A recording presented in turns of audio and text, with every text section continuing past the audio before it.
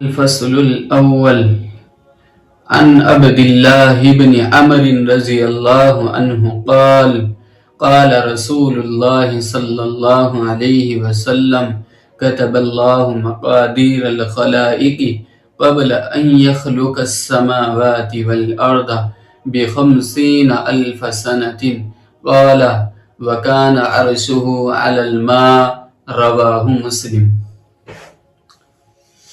الفصل الاول، پہلی فصل۔ پہلے ماقبل میں ہم نے تقدیر کی بحث شروع کی تھی تو پوری ہو گئی تھی، اس میں جو بیان کرنا تھا وہ کر دیا تھا۔ مثلا انسان کو کتنا اختیار ہے وہ حضرت علی کے قول سے بتلا دیا تھا، اور جبریہ اور قدریہ دونوں کی تفصیل ماقبل میں گزر چکی ہے۔ پھر اس میں چند چیزیں رہ گئی تھیں، یعنی اس کو اچھی طریقے سے سمجھ لو۔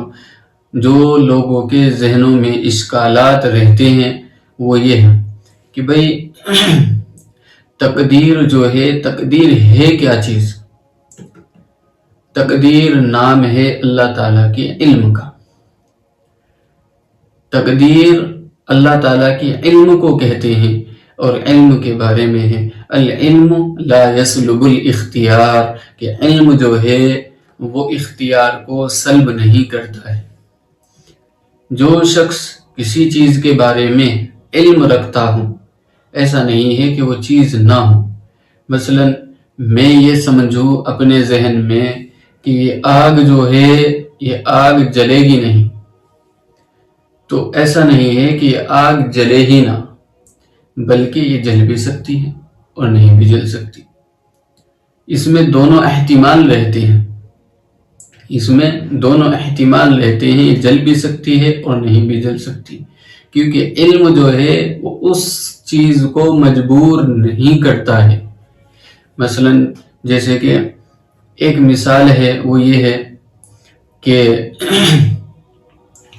کوئی شخص کسی ڈاکٹر کے پاس جائے اور وہ ڈاکٹر اس کی بیماری کو دیکھ کر یہ کہہ دے کہ بھائی یہ اتنے دن میں مر جائے گا، تو اب یہ ضروری نہیں ہے کہ یہ شخص جو ہے اتنے دن میں مر جائے، یہ ضروری نہیں ہے۔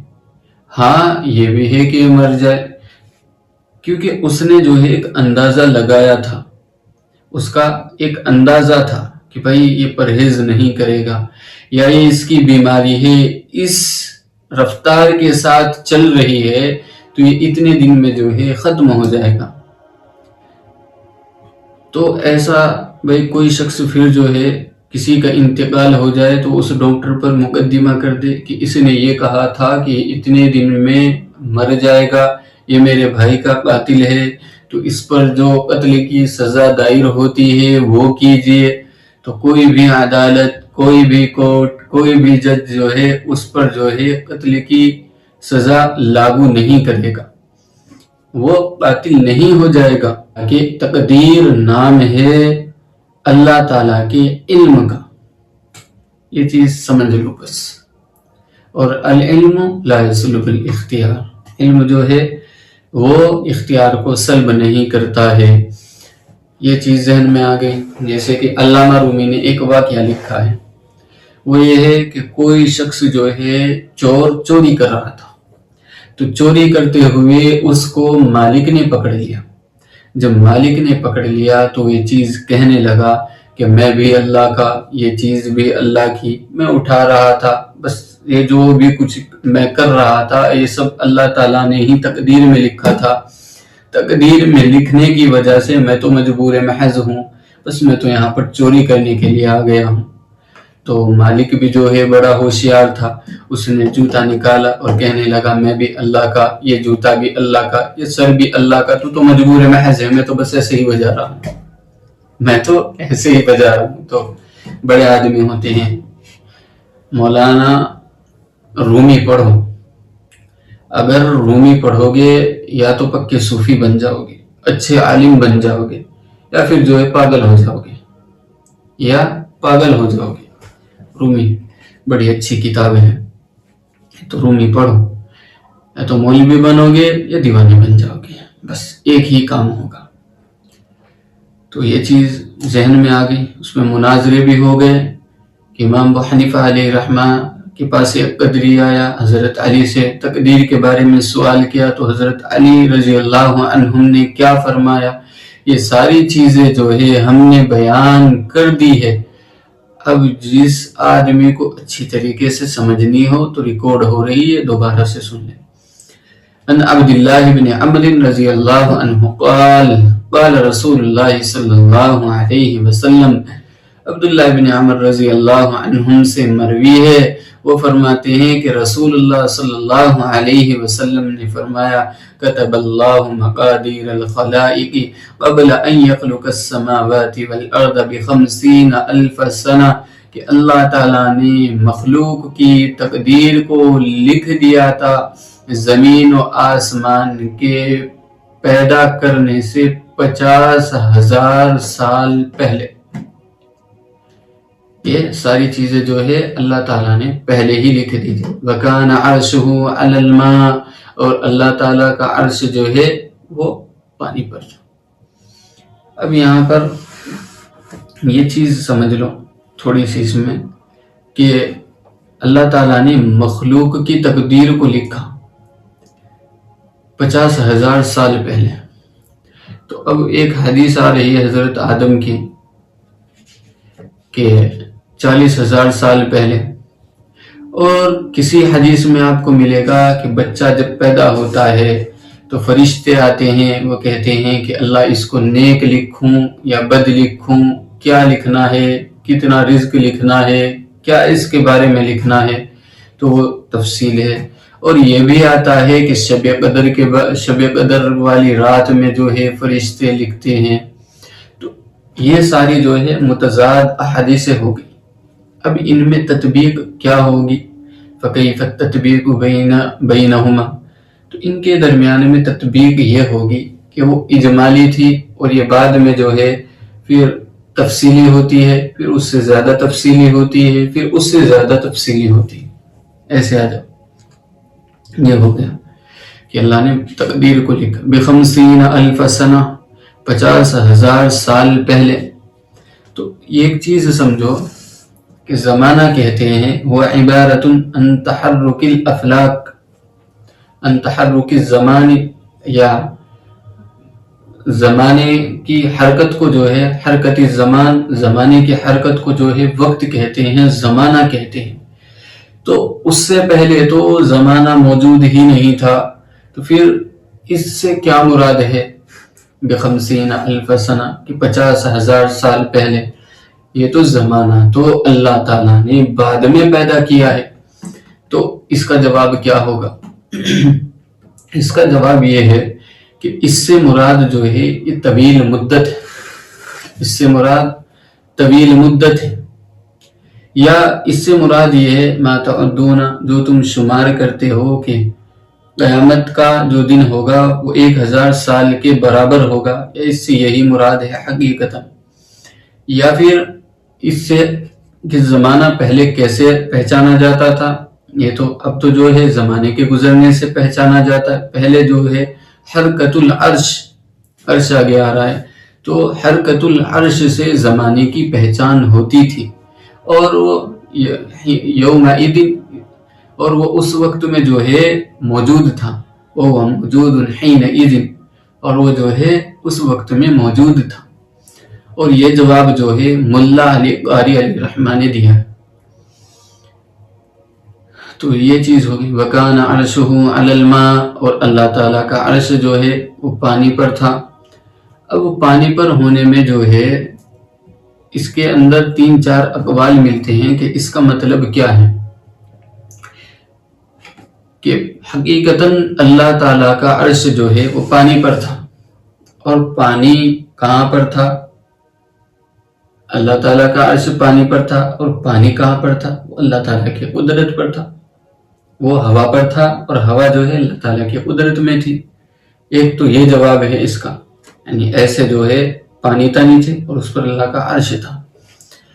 یا دوسرا یہ ہے کہ اس سے مراد جو ہے ابن حجر فرماتے ہیں کہ اس سے مراد جو ہے وہ خاص پانی ہے، یہ دنیا کا پانی مراد نہیں ہے.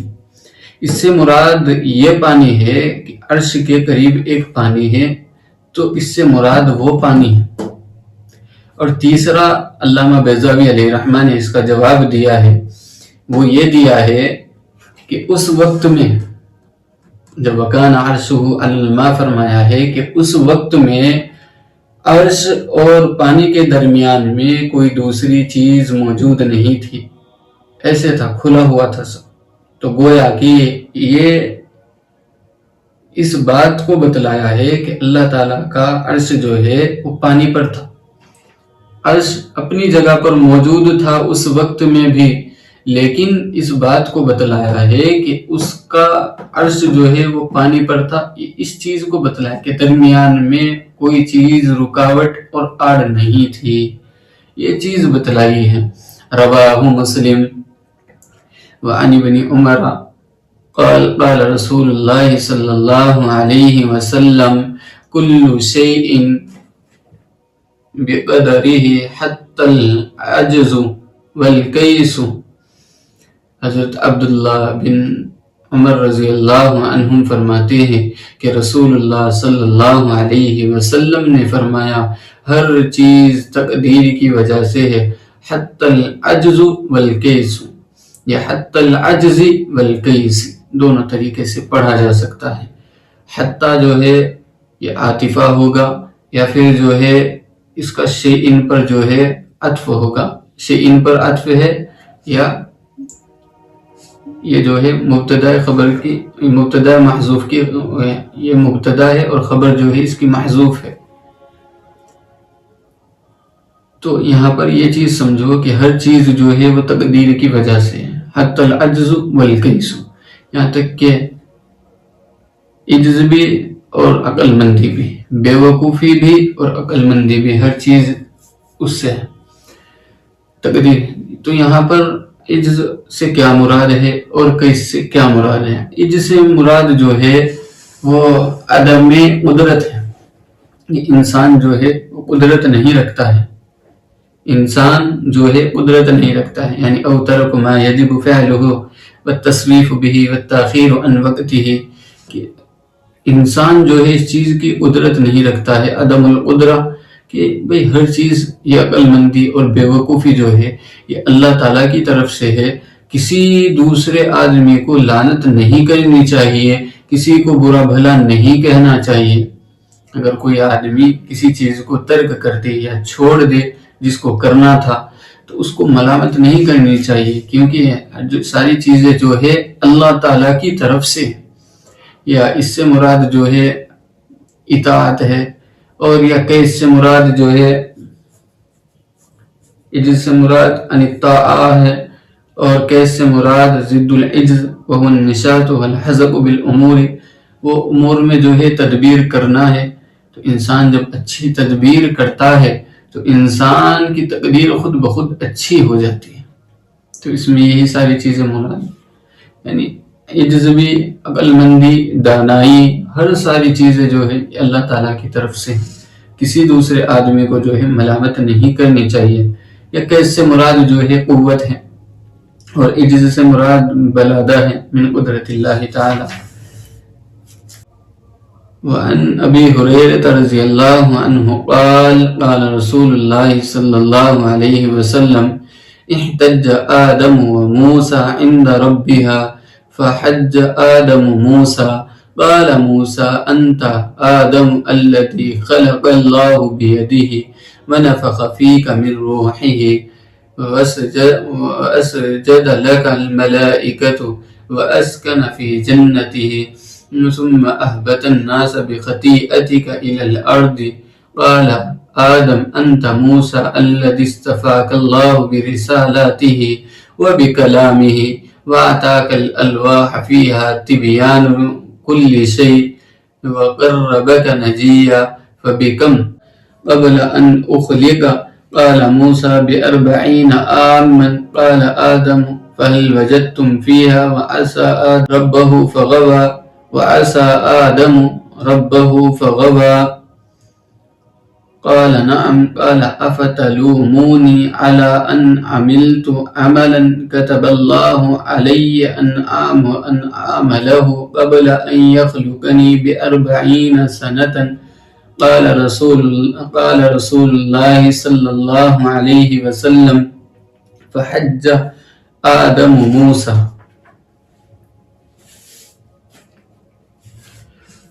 ابھی اس حدیث کی تشریح سمجھتے جانا اور سنتے جانا. احتج آدم و موسیٰ عند ربها، کہ آپس میں مناظرہ ہو گیا حضرت آدم اور حضرت موسیٰ علیہ السلام کا عند ربہما، ان کے رب کے یہاں.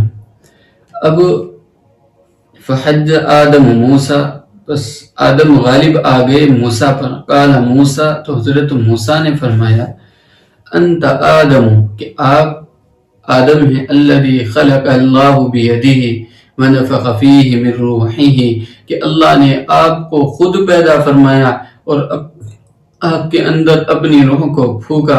وسجد الملائکۃ وسجد لک الملائکۃ، کہ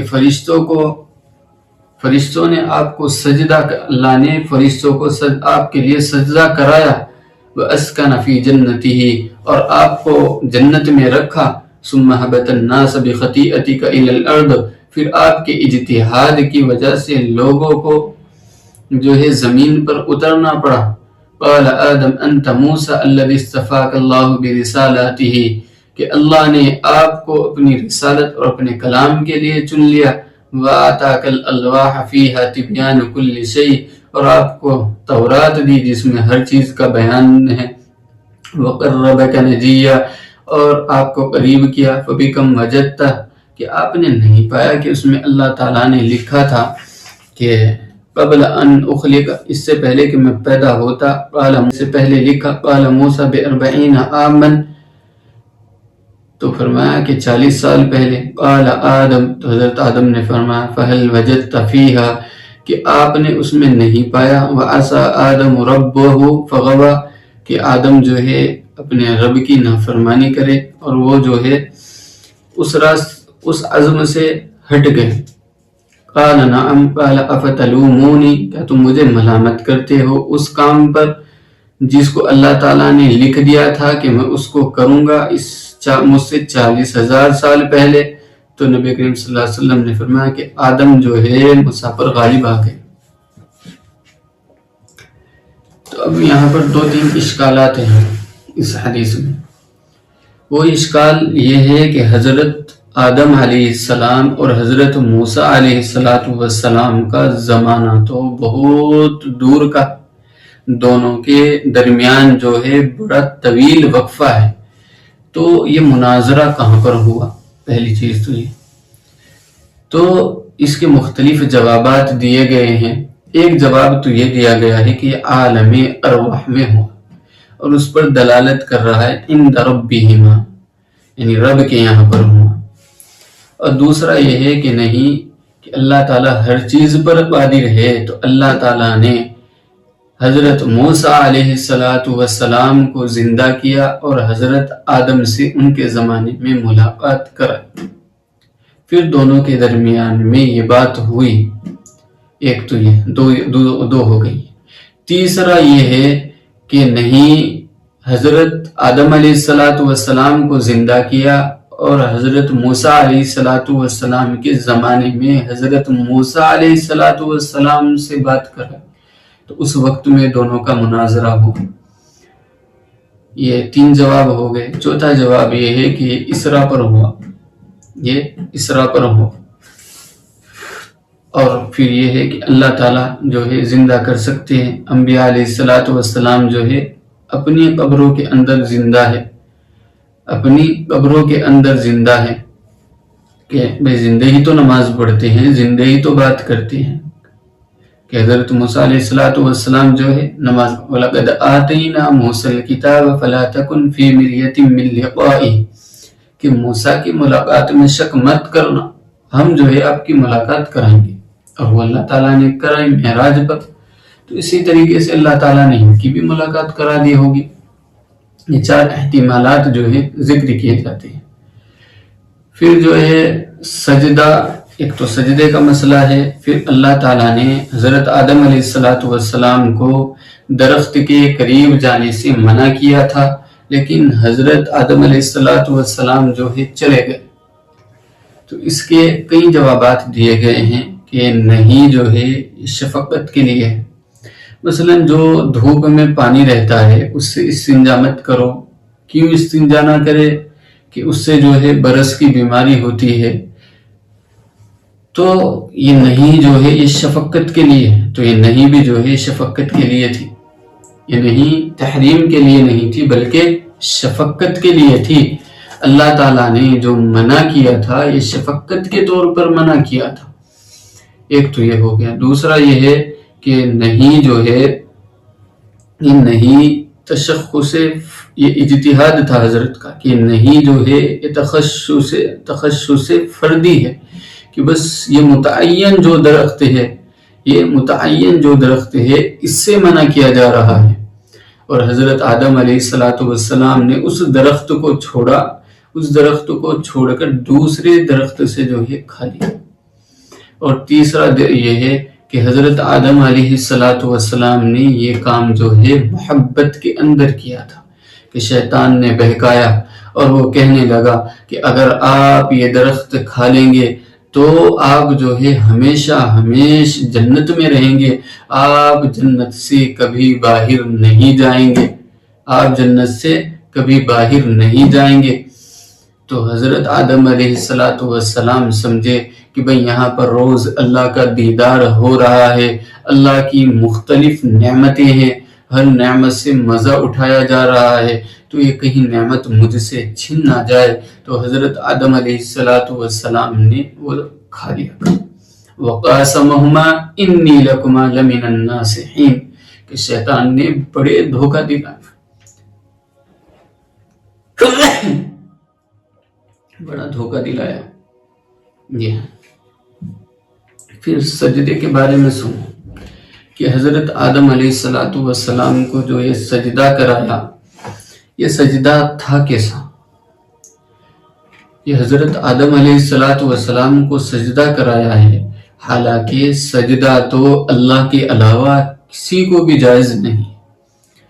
تو بعض حضرات فرماتے ہیں کہ سجدہ جو ہے سجدہ تعظیمی نہیں تھا، یہ سجدہ، بعض حضرات فرماتے ہیں کہ یہ سجدہ جو ہے یہ سجدہ تعظیمی تھا۔ پھر بھائی میں یہ چیز کہتا ہوں، کیا ہم جو سجدہ کرتے ہیں سجدہ اہانت ہے؟ یہ بھی تو سجدہ تعظیمی ہے۔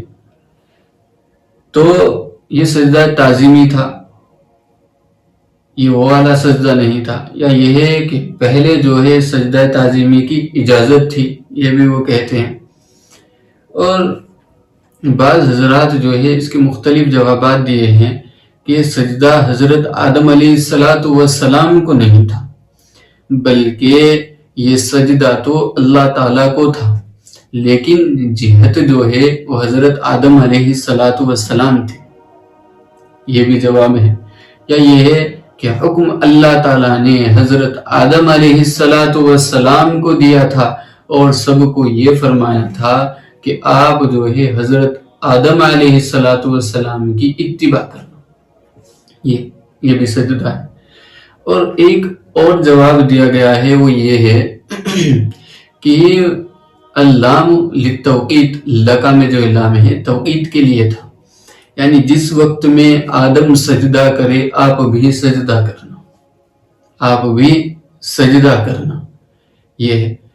ایک جواب اس کا اور دیا گیا ہے، یہ 5-7 جوابات ہو گئے۔ ایک جواب یہ دیا گیا ہے اس کا کہ یہ جو سجدہ تھا یہ صرف اس بات کے لیے تھا کہ وہ حضرت آدم علیہ السلام سے خشوع اور خضوع کرے اور ان کی فضیلت کا اقرار کرے، کہ ان کے سامنے، آدم علیہ السلام کے سامنے عاجزی کرے اور ان کی فضیلت کا اقرار کرے۔ یہ سجدہ صرف اس لیے تھا۔ پھر بخطیئتک الی الارض، کہ آپ کی خطا کی وجہ سے نکل گئے، تو بھائی خطا جو ہے یہ حضرت آدم علیہ السلام سے خطا نہیں ہوئی، بلکہ اس کے جوابات دے دیے ہیں کہ نہیں جو کس کے لیے تھی۔ پھر جو ہے اصطفاک اللہ برسالاتہ و بکلامہ، کہ یہاں پر جمع لائے ہیں کہ اللہ نے آپ کو تمام رسالت و کلاموں کے لیے چن لیا ہے۔ بھئی یہ جو ہے اس سے مراد ایک نوع کی طرف اشارہ ہے کہ اللہ تعالیٰ نے جو ہے آپ کو کلام کے لیے بھی چن لیا ہے، کہ کوئی شخص دنیا میں اللہ تعالیٰ کے کلام کو نہیں سن سکتا ہے، لیکن اللہ نے آپ کو اس کلام کے لیے چن لیا ہے۔ الواح سے مراد تورات ہے۔ اور پھر کہ کیا تم نے یہ تورات میں یہ نہیں پایا ہے کہ اللہ نے لکھ دیا تھا میرے پیدا کرنے سے پہلے ہی؟ کتنے سال پہلے اللہ تعالیٰ نے تورات میں لکھ دیا تھا، یہ اس کا ترجمہ، کہ اللہ تعالیٰ نے کتنے سال پہلے تورات میں لکھ دیا تھا میرے پیدا کرنے سے پہلے ہی؟ تو حضرت موسیٰ نے فرمایا کہ 40,000 سال پہلے، بے40 عامن، 40,000 سال پہلے، تو کہ اس میں تم نے یہ چیز نہیں پائی تھی۔ پھر اب دوسرا اشکال یہاں پر یہ ہے کہ حضرت آدم علیہ السلام نے تقدیر کا سہارا لیا ہے، یہاں پر تقدیر کا سہارا لیا ہے، ایک تو معصیت کی ہے، ایک تقدیر کا سہارا لیا ہے۔ کیا گناہ کر کر کوئی شخص جو ہے تقدیر کا سہارا لے سکتا ہے یا نہیں لے سکتا؟ پھر تو یہ چیز آ جائے گی کہ بھائی یہ خطاب کرنا، واعظ کرنا، یہ سب لغو ہے۔ ہر شخص جو ہے یہ کہہ دے گا کہ بھائی میری تقدیر میں تو یہی لکھا ہوا تھا، اس وجہ سے میں نے جو ہے یہ گناہ کر لیا ہے، میں نے اس وجہ سے یہ گناہ کر لیا ہے، تو میری تقدیر میں لکھا ہوا تھا۔ اشکال سمجھ میں آ گیا؟ تو اس کا جواب یہ ہے کہ یہ غیر معقول جواب ہے، یہ غیر معقول سوال ہے۔ وہ اس وجہ سے غیر معقول سوال ہے کہ جس وقت میں حضرت موسیٰ علیہ السلام کی ملاقات ہوئی ہے کہ وہ تو جو ہے دار التکلیف سے باہر ہوئی، دنیا جو ہے وہ دار التکلیف ہے، دار المکلف ہے، تو یہاں پر اگر وہ کرتے تو یہ تھا، تو دار التکلیف، دار المکلف ہی نہیں ہے، وہاں پر جو ہے وہ بات چھیڑ رہے ہیں دوسری۔ تو اس وجہ سے ان کو خاموش کرنے کے لیے، یعنی حضرت موسیٰ کو خاموش کرنے کے لیے حضرت آدم علیہ السلام نے تقدیر کا سہارا لیا کہ بھئی یہ تو جو تم جس گناہ کی بات کر رہے ہو یہ تو اللہ تعالیٰ نے پہلے ہی میری تقدیر میں لکھ دیا تھا۔ حضرت موسیٰ کو خاموش کرنے کے لیے فرمایا۔ ایک تو یہ ہے کہ وہ وہاں پر وہ دار تکلیف نہیں ہے۔ پھر دوسری بات یہ ہے کہ ملامت وہاں کی جاتی ہے جہاں پر اصلاح کا گمان ہو، تو وہاں پہ دار تکلیف تو نہیں ہے، وہاں پہ مکلف بھی نہیں ہے، تو وہاں پر یہ چیز بیان کرنا یہ تو مناسب نہیں ہے، اس وجہ سے خاموش کیا۔ یا پھر تیسرا یہ ہے کہ یہ اس وجہ سے کیا کہ جب اللہ تعالیٰ نے معاف کر دیا ہے، ربنا ظلمنا انفسنا وان لم تغفر لنا وترحمنا لنكونن من الخاسرین کی دعا مانگتے تھے کہ بھئی جب میں دعا مانگتا تھا، جب دار تکلیف میں تھا تو دعا بھی مانگتا تھا، روتا بھی تھا، سب کام کیا کرتا تھا، اللہ نے مجھے معاف بھی کر دیا، ابھی انہی خطاؤں کو لے کر بیٹھے ہوئے ہیں یہ، تو ان کو خاموش کرنے کے لیے کہ عبداللہ نے معاف کر دیا، وہ دار تکلیف نہیں ہے۔ تو اس وجہ سے جواب دیا کہ تو معافی کے بعد تم اس بات کو چھیڑ رہے ہو، حالانکہ معافی کے بعد گناہوں کا ذکر کرنا یہ تو درست نہیں ہے، تم کیسے وہ کر رہے ہو؟ پھر ایک اس کا جو ہے چوتھا جواب اور بھی ہے کہ جو ہے مصائب پر صبر کے اس پر فرمایا ہے۔ حضرت آدم علیہ السلام نے مصائب پر صبر کی وجہ سے فرمایا کہ بیٹا وہ ساری چیزیں جو ہے یہ جو تم مصائب جھیل رہے ہو یہاں پر دنیا میں، یہ سارے مصائب جو تم پر آ رہے ہو کہ تم یہ کہہ رہے ہو کہ ہم جنت میں رہتے مزے مارتے اور آپ کی وجہ سے ہم دنیا میں آ گئے، کمانا بھی پڑ رہا ہے، سب کام کرنے پڑتے ہیں، بیٹا یہ تو سب تقدیر میں لکھا ہوا تھا، ان مصائب پر جو ہے صبر کرو، یہ سب چیزیں جو ہے یہ اللہ تعالیٰ نے متعین کی تھی۔ یہ 4 جواب ہو گئے اس کے۔ پھر فحج آدم و موسیٰ، نبی کریم صلی اللہ علیہ وسلم نے فرمایا حضرت آدم جو ہے وہ موسیٰ پر غالب آ گئے۔ تو اب یہ چیز سمجھو کہ باپ ہی ہوتا ہے، سب کے باپ ہے۔ تو حضرت موسیٰ علیہ السلام کے ساتھ بات ہوئی ہے تو حضرت موسیٰ کو خاموش کیا ہے، تو اساتذہ بھی باپ ہی ہوتے ہیں۔ تو ان کے سامنے بھی جو ہے کبھی کودنے کی کوشش مت کرنا، یا تو اساتذہ ہی آپ کو گرا دیں گے یا پھر اللہ تعالیٰ خود گرا دے گا۔